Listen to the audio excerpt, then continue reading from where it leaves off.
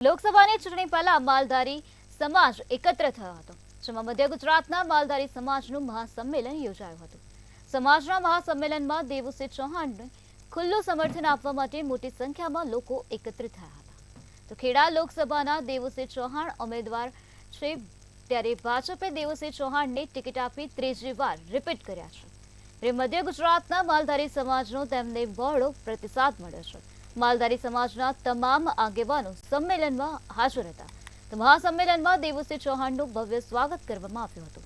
સંમેલનમાં સમાજના આગેવાનોએ હુંકાર કરતા દેવુસિંહ ચૌહાણને જીતાડવા માલધારી સમાજ તેમની પડખે ઉભો રહ્યો હતો।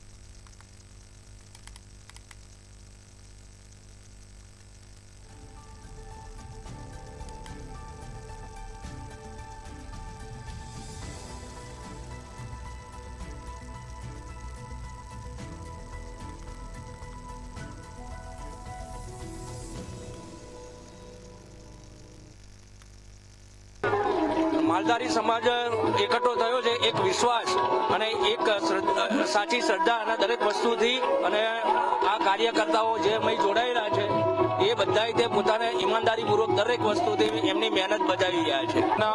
મધ્ય ગુજરાતની અંદર માલધારી, રબારી, ભરવાડ, નાના ભાઈ મોટા ભાઈ બધા એકત્રિત થવા જઈ રહ્યા છે। એની અંદર દેવુસિંહ ચૌહાણના સમર્થિત કરવા જઈ રહ્યા છે।